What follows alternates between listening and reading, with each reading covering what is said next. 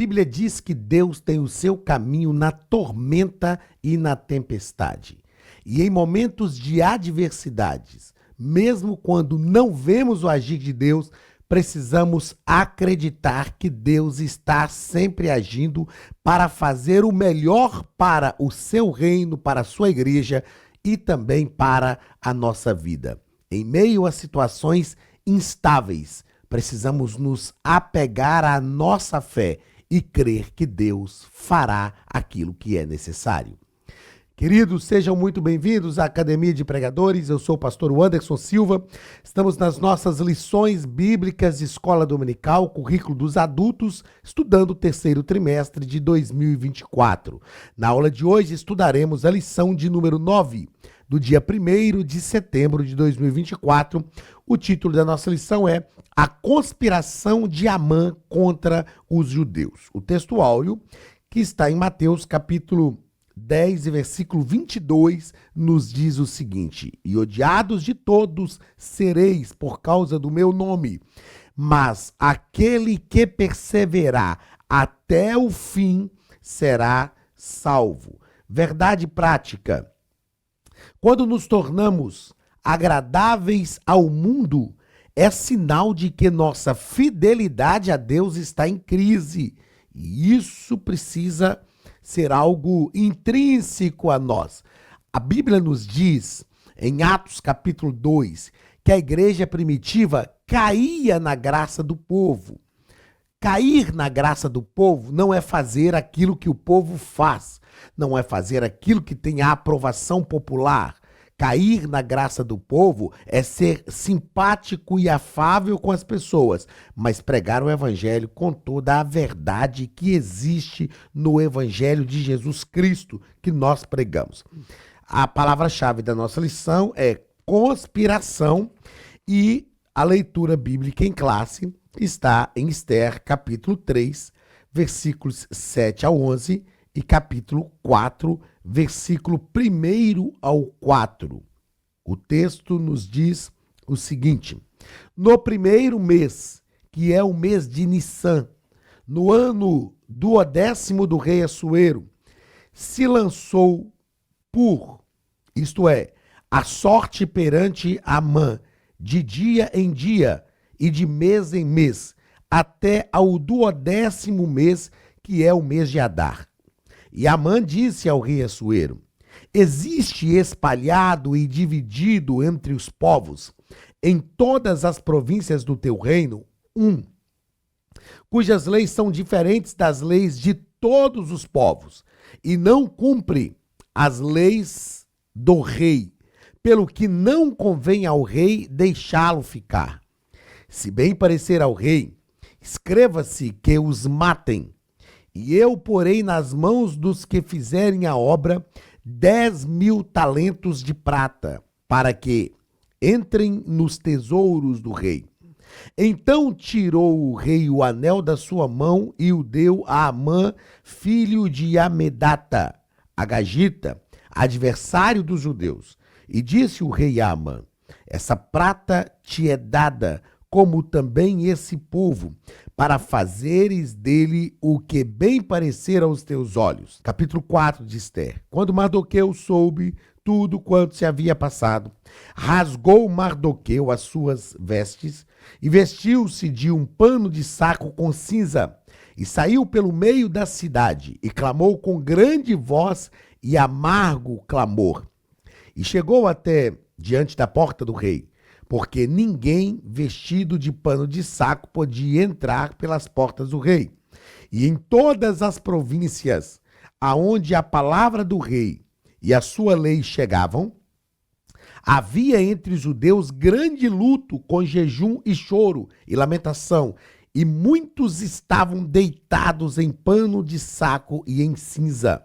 Então vieram as moças de Esther e os seus eunucos, e fizeram-lhe saber com o que a rainha muito se doeu, e mandou vestes para vestir a Mardoqueu e tirar-lhe o seu cilício, porém ele não os aceitou. O que nós percebemos nas duas leituras, os 2 terços da leitura bíblica em classe é que, primeiro, capítulo 3 de Esther, Amã soube convencer Mardoqueu. Ele soube falar. Ele falou uma verdade para Mardoqueu? Falou, só que uma verdade distorcida. Havia realmente entre os povos conquistados, liderados, né, dominados pelo rei Medo-Persa, pelo Mardoqueu, havia um povo diferente, que era o povo judeu? Havia. Este povo, eles obedeciam a Deus, louvavam a Deus, oravam a Deus, tinham um comportamento diferente? Também, isso é verdade. Só que Mardoqueu distorceu a coisa, dizendo, olha, eles não obedecem às suas leis. Não, o povo judeu obedecia. O povo judeu não obedecia às leis que iam de encontro com a vontade de Deus, mas eles eram obedientes ao rei. E Mardoqueu convenceu o rei, inclusive persuadindo o rei, dizendo que entraria recursos no tesouro real. E nós vamos perceber também em Esther capítulo 4, o outro texto da leitura bíblica em classe, que Mardoqueu, Mardoqueu muito, eu falei do rei, o rei Mardoqueu, né, do rei Assuero, e não o rei Mardoqueu, convenceu Assuero. Mardoqueu se entristeceu com a situação que estava travada, com as notícias que chegavam. E isso aqui tem uma lição muito importante para nós. Nós nos alegramos ou nos entristecemos com as notícias ruins, dos fatos que acontecem a prejudicar a obra de Deus? Qual é o nosso sentimento quando nós ouvimos notícias ruins em relação à obra de Deus e em relação ao povo de Deus? Às vezes eu vejo pessoas festejarem. Aí, ó, é bom isso aí, ó. É mais um escândalo. Essa igreja agora vai acabar. Irmãos, qualquer escândalo de qualquer líder, de qualquer igreja evangélica, é um escândalo para o reino de Deus. Nós não podemos nos alegrar com essas coisas. E Mardoqueu se entristeceu, e o texto deixa claro para a gente que em cada lugar que a notícia chegava, havia uma grande tristeza entre os judeus. Vamos ao primeiro ponto da nossa lição, onde o nosso escritor vai tratar sobre o plano odioso de Amã. Primeiro parágrafo, intrigas e patologias do poder. Intrigas e patologias do poder. O nosso escritor vai nos dizer aqui, vai nos destacar que, incomodados, os seus conservos, como você sabe, a gente faz esses destaques aqui, principalmente para os professores de escola dominical, para a gente deixar claro que não é necessário o professor ler a lição na classe. Ele precisa então somente estudar a lição e destacar alguns pontos. Então, incomodados, seus conservos, ou seja, os conservos de Mardoqueu, foram denunciar Mardoqueu a Amã para verem se Mardoqueu continuaria com a mesma postura. O que esse ponto da lição está nos dizendo? Mardoqueu não se curvava diante de Amã, porque Amã havia sido colocado como segundo no trono pelo rei Assuero. E ele tinha editado uma norma que todos deveriam se curvar diante de Amã. E Mardoqueu não se curvava. Então, alguns pseudo-amigos, né, colegas, incomodados com a atitude de Mardoqueu, foram denunciá-lo para ver se Mardoqueu mudava a sua postura. Pelo visto, não era um zelo sincero pela palavra do rei. Pareceu mais uma tentativa de jogar lenha na fogueira, ou seja, pareceu mais uma tentativa de tentar prejudicar Mardoqueu. Invejas e intrigas costumam reinar em todo tipo de grupo social. São pessoas tóxicas que estão, às vezes, à nossa volta e que tentam fazer de tudo para detonar uma situação. E essas pessoas, elas estão em todo lugar. Infelizmente, essas coisas acontecem também no contexto da igreja. Infelizmente, elas acontecem. Não deveriam acontecer. Infelizmente, acontecem também no contexto de família. Infelizmente, acontece também no contexto de trabalho. Por que eu estou dizendo isso? Porque, às vezes, as pessoas dizem assim, a igreja é assim mesmo, tem muito fofoqueiro. Não, irmão, fofoqueiro tem onde tem gente. Então, não é a igreja que é assim. Igreja tem gente. E onde tem gente, tem alguns problemas. Nós não podemos acreditar que este é um problema da igreja. Este é um problema de seres humanos. Nós precisamos tratar isto a partir de nós mesmos. Ou seja, o que eu faço diante de uma situação adversa? O que eu faço no grupo? Porque a igreja é um lugar de convívio social também, gente. Igreja é um lugar de convívio de um grupo social. O que eu faço quando esses problemas começam a ocorrer neste convívio social da igreja? Eu me deixo levar, eu falo, eu propago, eu divulgo, ou eu sou o ponto final daquilo que chega? Ou eu digo, não, a partir de agora esse assunto não vai ser mais falado. Então, esses problemas sempre aconteceram e sempre acontecerão. Segundo parágrafo deste primeiro ponto, a extensão do plano. Amã tinha um plano. E qual era a extensão do plano? Amã planejou a destruição dos judeus de todo o reino de Assuero. Isso incluía até os que haviam retornado para Jerusalém. Nós vamos estudar aqui, já no próximo ponto, né? No último ponto dessa lição, nós vamos tratar sobre o antissemitismo. E a gente vai perceber que o antissemitismo sempre foi algo que aconteceu na história dos judeus. Sempre aconteceu. Amã estava sendo simplesmente instrumento do diabo para tentar destruir o povo de Deus. Deus, irmãos, Deus tem um plano com Israel. Nós não podemos esquecer disso. O plano de Deus continua ativo. Deus vai restaurar Israel. E ao longo da história, muitos homens apareceram para tentar destruir o povo de Israel. Desde o Egito isso aconteceu, mas Deus sempre vem preservando o seu povo. Então Amã estava sendo instrumento do diabo para planejar a destruição de todo o povo de Israel. Inclusive, é bom deixar claro, inclusive dos que haviam retornado para Jerusalém, porque Jerusalém estava também sob o domínio medo-persa, estava também sob o domínio do rei Assuero. Então, até os judeus que tinham voltado corriam o risco também de perder a sua vida. Terceiro parágrafo deste primeiro ponto: astúcia e oportunismo. Amã convenceu Assuero, escondendo sua verdadeira motivação, que era uma motivação pessoal. Então, a motivação de Amã não era nada em relação ao cuidado que ele tinha com as ordens emanadas do rei Assuero. Na verdade, a motivação dele era pessoal. Isso é perigoso. É perigoso quando as nossas motivações pessoais sobrepujam, estão além das motivações do reino. Aqui, no caso de Amã, as suas motivações pessoais estavam acima das motivações do reino medo-persa. Mas isso é uma lição para a nossa vida. O que acontece conosco quando o reino de Deus não responde favorável às nossas motivações pessoais? Judas traiu Jesus justamente por isso, porque ele tinha motivações pessoais que eram revolucionárias. E Jesus não respondeu positivamente às motivações pessoais de Judas. Então o que ele fez? Ele preferiu trair Jesus. E quando as nossas motivações pessoais não estão em consonância com o reino de Deus, nós colocamos as nossas motivações pessoais acima do reino de Deus, acima do projeto de Deus para a sua igreja, ou nós conseguimos restringir as nossas motivações pessoais à vontade de Deus? Outra coisa importante que o nosso escritor nos coloca aqui é que nesse episódio,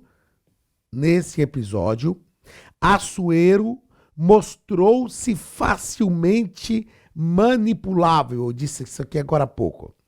Amã soube apelar para o seu ego. Liderar requer prudência e sabedoria para identificar desavenças pessoais disfarçadas de motivações aparentemente nobres. Então, o que Amã fez? Ele convenceu o rei. Nós estamos estudando esse trimestre, no currículo dos jovens, estamos estudando sobre o livro do profeta Daniel. E houve uma situação que o rei Dario também se deixou levar pela vaidade Daniel capítulo 6, quando os demais príncipes, querendo pegar Daniel e sabendo que Daniel orava 3 vezes ao dia, chegaram para o rei Dario e disseram: ó rei Dario, façamos o edito conforme dos medos e dos persas, que não se pode revogar, que dentro de 30 dias ninguém adore outro Deus a não ser o Senhor. Eles trabalharam a vaidade pessoal do rei Dario e ele decidiu. Eu chamo isso de decisões inconsequentes, sem nem pensar que Daniel, que era seu amigo, era um daqueles que adorava ao Deus verdadeiro, ao Deus de Israel. Ele simplesmente, quando ouviu, vai adorar só o Senhor, ele assinou o edito. E depois ele não pôde fazer nada. A prova é de que quando Daniel foi para a cova dos leões, ele perdeu o sono, dispensou os instrumentos, não comeu. E no outro dia, pela manhã, ele foi à cova dizendo: ô Daniel, quem sabe o Deus a quem tu continuamente serves pode te livrar da boca do leão. Nós precisamos ter muito cuidado, principalmente líderes. Precisam ter muito cuidado para não tomar decisões inconsequentes, para não serem movidos, manipulados por pessoas que têm uma aparência de piedade, que parecem que estão realmente lidando com o reino de Deus, mas os seus interesses pessoais estão sendo colocados acima do reino de Deus. Como diz o nosso escritor, que liderar requer prudência e sabedoria para identificar desavenças pessoais disfarçadas de motivações aparentemente nobres. Então precisamos ter cuidado para decidirmos conforme a vontade de Deus e não conforme aquilo que os nossos olhos às vezes veem. Segundo ponto da nossa lição, a Academia de Pregadores tem um recado para você. Olá, queridos alunos e alunas da Academia de Pregadores, que bom ter você conosco neste momento tão especial. Estamos aqui para apresentar a nova plataforma da Academia de Pregadores, que foi construída ao longo dos últimos meses com muito carinho, um grande investimento, para levar até você não somente um conteúdo de excelência, mas também tecnologia de ponta. Veja comigo. Os cursos estão organizados por trilhas na página principal. Aqui você encontra sugestões, lançamentos, temas específicos e outras categorias. No final da página tem uma trilha com todos os cursos. Após começar os seus estudos, a primeira trilha será Continuar assistindo, que mostra somente os cursos iniciados por você. Sobre a capa do curso consta o número de aulas, a carga horária e um botão para adicionar aos favoritos. Nesta seta você pode expandir e ver um vídeo de introdução. Para fazer login, clique no avatar no canto superior direito e insira o seu e-mail e senha usados no cadastro. Caso tenha esquecido a senha, é só clicar neste link, preencher o e-mail cadastrado e a senha será enviada. No canto superior esquerdo fica o novo menu do portal. Ao abrir um curso pela primeira vez, você vê as informações do curso e do professor. E na lateral, ou logo abaixo, se for no celular, está a lista de módulos e aulas. Algumas aulas iniciais podem ser grátis e qualquer pessoa que fizer um cadastro rápido pode assistir. Após se matricular, aqui você vê as aulas concluídas, aulas liberadas ou agendadas. Você pode adicionar os favoritos, dar uma nota ao curso e acompanhar o seu progresso. E se você sair do curso e retornar depois, o sistema vai abrir exatamente a última aula assistida. Se estiver no computador, use esta seta para ampliar a tela. Logo abaixo da videoaula você encontra os links para baixar anexos, como áudio e apostilas. E neste campo em branco, pode fazer as suas anotações enquanto assiste. Depois é só imprimir ou salvar. Quando terminar o curso, clique no botão Emitir meu certificado e ele será gerado automaticamente no mesmo instante e sem custo. Clicando no avatar, você tem acesso ao seu perfil e histórico de pagamento. Em Meus Cartões, pode adicionar um novo cartão de crédito para fazer o pagamento do seu plano. Se você já era nosso aluno e seu cartão não aparece aqui, adicione um cartão na nova plataforma. Então aproveite as novidades e clique em Assine Agora. Escolha um dos planos, venha para a Academia de Pregadores, a maior escola bíblica online do Brasil.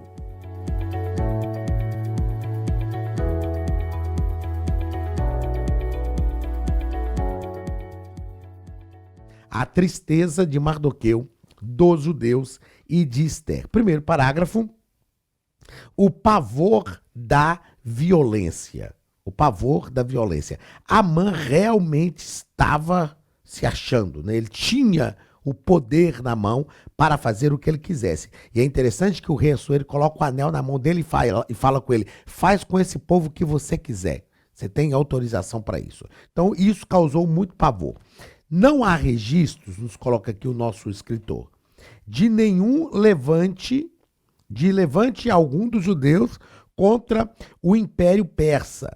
Mesmo assim, todos corriam o risco de serem vítimas da perversidade de Amã. Então, o que o nosso escritor está deixando claro é que, historicamente falando, não há nenhum registro, principalmente nesse período, né, no primeiro cerco de Nabucodonosor para levar o povo para o cativeiro. Houve registros, sim, a própria Bíblia registra, de Joaquim, que intentou buscar auxílio entre os egípcios, contratando carros de guerra dos egípcios, contratando bárbaros também para lutar em favor deles, bárbaros assírios, mas nesse aspecto aqui não. O reino de Amã, o reino de Assuero, estava consolidado. Os judeus já tinham retornado, estavam tentando reconstruir os muros, a cidade de Jerusalém, as portas, enfim. Não havia nenhum judeu querendo insuflar uma revolta para tomar o território. Não havia. Quem gerou isso na mentalidade de Assuero foi Amã, dizendo: ó, tem um povo aí entre todos, e olha o que ele diz: eles estão espalhados entre todos os povos conquistados do seu reino. Os judeus haviam se espalhado na terra. Então eles estão espalhados entre todos os povos conquistados do teu reino.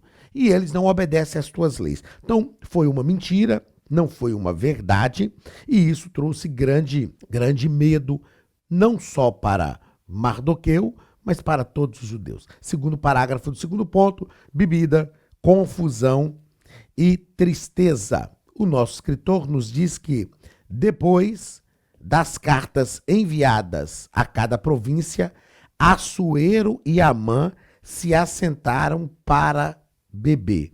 Assuero e Amã se assentaram para beber. É claro que Assuero não tinha ideia do que estava sendo tramado.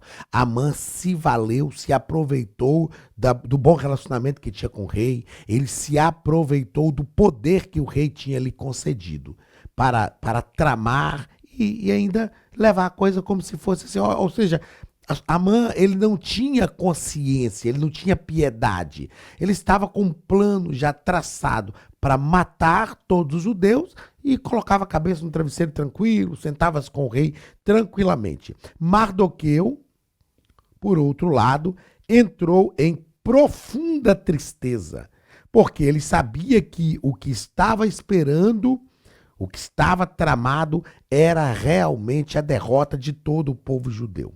Esther, quando ficou sabendo, também ficou aflita, e à medida que as cartas chegavam às províncias, a reação era a mesma. A reação era a mesma. O povo se entristecia, o povo chorava, e era uma situação que ninguém podia fazer nada. O nosso escritor nos deixa claro que só Deus podia refrear a impetuosa maldade, ou só Deus pode refrear a impetuosa maldade humana. E eu fiz questão de escrever aqui, ó, na revista, para não esquecer de te falar que Deus freia mesmo. Deus freia mesmo. Se não me falha a memória, Salmo de número 9, e versículo 18, diz assim: a esperança do aflito não se há de frustrar perpetuamente. Aliás, diz: o justo não ficará para sempre esquecido, e a esperança do aflito não se há de frustrar perpetuamente. Nós vemos injustiças acontecerem, isso é uma verdade, mas nós precisamos confiar no nosso Deus e saber que Deus vai pelejar pelo seu povo, saber que Deus vai batalhar pelo seu povo. Deus não tem o culpado por inocente, e Deus se levanta. Tem um texto bíblico que diz, o próprio Deus diz assim: por muito tempo me calei, mas agora me levantarei para falar, darei gritos como a parturiente. Deus se levanta em nosso favor, meus irmãos. Nós precisamos confiar nisso.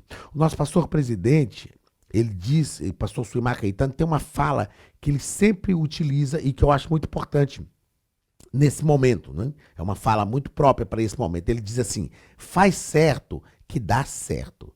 Nós não podemos deixar as nossas atitudes serem manipuladas pelas circunstâncias, porque tem hora que a gente está fazendo certo e o negócio parece estar dando tudo errado. E a gente tem a tendência de fazer diferente. Ah, não, vou mudar a minha atitude, vou mudar a minha ação. Não, faz certo que dá certo. Faz certo. Ó, se não está dando certo ainda, é porque não chegou o final da história. Faz certo que dá certo. Deus vai agir e Deus muda a situação. Deus está no controle sempre, irmãos. Deus nunca perde o controle. Deus, ele é justo e ele vê o que está acontecendo. Terceiro parágrafo desse segundo ponto, crise e clamor. Está aí na sua tela, ó, terceiro parágrafo do segundo ponto, crise e clamor. O nosso escritor, ele deixa claro para a gente aqui que, porque muitas vezes precisamos experimentar crises para buscar a Deus de todo o coração. O que estava acontecendo aqui? Por que o nosso escritor deixa essa fala? O povo não havia voltado para reconstruir, eles tinham ficado. E aí Deus vai permitir aqui uma crisezinha para eles poderem levantar os olhos, para eles poderem se animar novamente, para eles poderem buscar a Deus. A gente vai perceber que por causa dessa situação, eles jejuaram, eles oraram, eles buscaram a presença de Deus. Por causa dessa situação, eles fizeram uma festa de Purim. Agora, a pergunta é, por que muitas vezes nós precisamos de crises para buscar a Deus? Para mim, quando a Bíblia diz, então vereis a diferença entre o que serve a Deus e o que não serve, entre o justo e o pecador, para mim, a hora de ver a diferença mesmo é a hora que está tudo bem. Por que a gente sempre vai servir a Deus motivado por crises, por pressões? Por que a gente não pode, numa situação que está tudo bem, tudo tranquilo, a gente fala, está tudo bem, está tudo tranquilo, mas eu vou entregar a minha vida nas mãos do Senhor a si mesmo. Voluntariamente. Aí sim nós vemos quem serve a Deus e quem não serve. Quando nós fazemos isso de forma voluntária. Infelizmente, o ser humano, com essa fé oscilante, de vez em quando Deus tem que permitir um negócio aí, uma crise, um problema, para a gente despertar, para a gente acordar. Mas nós precisamos aprender a servir a Deus, não por crise, não por força, forçado por uma situação, não por violência, por uma situação traumática, mas pelo Espírito do Senhor. Nós precisamos realmente aprender a servir a Deus desta forma. Terceiro ponto da nossa lição, o perigo e a crueldade do antissemitismo moderno. Primeiro parágrafo, faces do antissemitismo.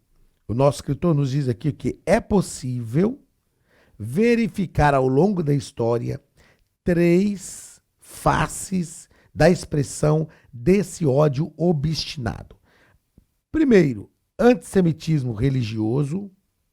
Segundo, antissemitismo nacionalista. E terceiro, antissemitismo racial. Então, o antissemitismo, porque a palavra antissemita, anti é aquilo que é contrário, não é? E semita, porque vem de Sem. O povo de Israel, eles são da linhagem de Sem, não é?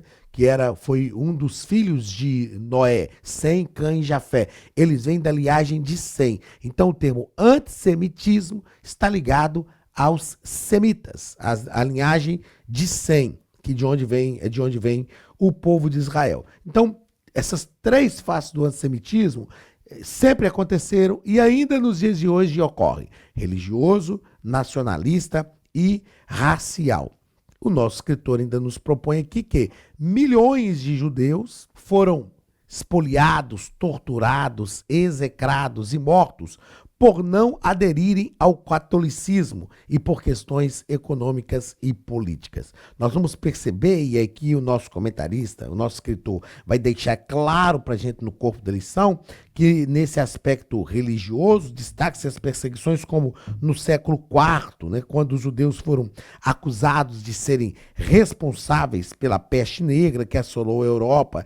Também durante a Idade Média eles sofreram intensas perseguições, a partir de 1478 na Espanha, por ordem do Papa Sisto IV, a partir de 1536 em Portugal, pela instituição oficial do Tribunal de Santo Ofício, pelo Papa Paulo III. A gente vai perceber o antissemitismo também na Segunda Guerra Mundial. Hitler matou 6 milhões de judeus. Então o antissemitismo ele sempre esteve vivo. Ainda hoje nós temos isso acontecendo, né? A gente sabe que aquele conflito que existe ali entre a Palestina e Israel é um conflito que está ligado também ao antissemitismo. Não é porque os palestinos querem ter um Estado, querem conquistar uma terra, não. Eles odeiam os judeus.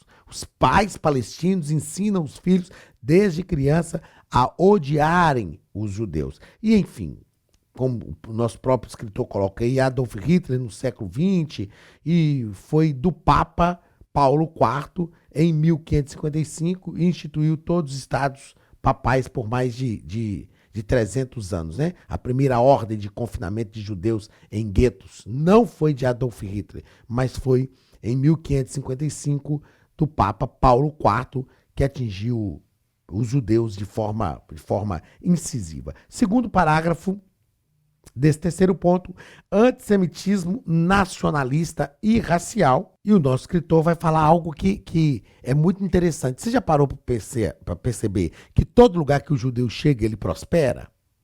A prosperidade dos judeus causava ódio, alimentado por teorias de conspiração. O povo judeu era apontado como culpado pelas crises econômicas de países do leste europeu, levando-os a reagir violentamente contra as comunidades judaicas e agiam de forma violenta.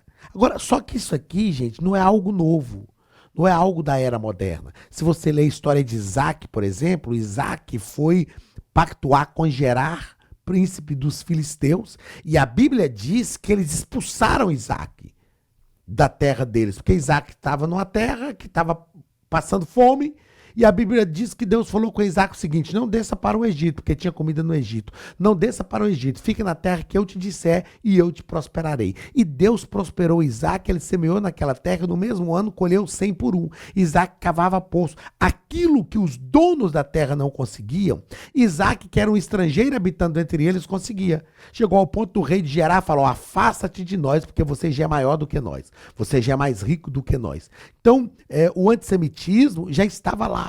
Por quê? Porque Deus tem um pacto, um compromisso com o povo de Israel. E Deus prospera aqueles que Deus realmente tem um pacto com eles. E isso é uma lição para nós. Nós precisamos entender que quando Deus nos prospera, inimigos irão se levantar. Na verdade, Paulo, quando estava para pregar a palavra de Deus em Éfeso, ele disse assim: eu vou a Éfeso porque uma grande e oportuna porta se me abriu, mas há muitos adversários. Então, é claro que isso não é confortável, mas nós precisamos entender que Deus vai nos abrir portas. E cada porta que Deus nos abrir, adversários também irão surgir. Nós só precisamos focar naquilo que é necessário, seguir em frente, sabendo que Deus vai estar guardando a nossa vida. Terceiro e último ponto da nossa lição: antissemitismo hoje. Aí aqui o nosso escritor vai falar sobre o Estado de Israel, né, que foi decretado, Israel foi decretado como Estado no dia 14 de maio de 1948, e a partir de aí muitos problemas surgiram. Eu leciono História de Israel, então se você estudar a História de Israel, você vai perceber que diversas situações ocorreram depois do Estado de Israel ser reconhecido pela ONU para destruir Israel. Você depois estude um pouquinho sobre a Guerra dos 6 Dias, por exemplo, que ocorreu, se não me falha a memória, em 1967. Você vai perceber que 6 nações se ajuntaram para guerrear contra o povo de Israel e não tinha chance de Israel sobreviver diante do poder bélico daquelas nações. E Deus realmente interviu. Mas eu quero destacar que o nosso escritor nos propõe aqui que o que os inimigos de Israel querem não é um acordo que lhes garanta um lugar para viver. Sua verdadeira causa é o extermínio do Estado de Israel. É o que nós falamos aqui. Fica aquela confusão ali na Palestina e tal. Não, a gente quer só um território. Não, eles querem exterminar o povo de Israel. 2 coisas eu vou finalizar dizendo e que são importantes para a gente aqui. Primeiro, Deus escolheu Israel. Deus escolhe, e aqueles a quem Deus escolhe são escolhidos. Se você ler lá no Antigo Testamento, quando é um fato que todo mundo conhece, né? Quando Deus usou a jumenta de Balaão para falar com Balaão, por que Deus teve que usar a jumenta para falar com Balaão? Porque Balaque chamou Balaão, que era um profeta de Deus, para amaldiçoar o povo de Israel, e Balaão, mesmo sabendo que não podia amaldiçoar, ele tenta, porque estava ganhando dinheiro de Balaque. E aí chega um momento que Balaão fala com Balaque, aqueles que são abençoados por Deus não podem ser amaldiçoados. Deus escolheu Israel. Deus nos escolheu. Deus escolheu você. E aqueles a quem Deus escolhe, Deus abençoa. Deus escolheu Abraão e através de Abraão, Deus escolheu Israel. Que Deus nos ajude a sobreviver em meio a esses problemas, a essas situações, a estas conspirações que ocorrem em relação àqueles que Deus escolhe, e que a graça de Deus esteja sobre a sua vida, te abençoando e te prosperando a cada dia, em nome de Jesus. Deus te abençoe. Grande abraço do pastor Anderson Silva e até a próxima aula, em nome de Jesus.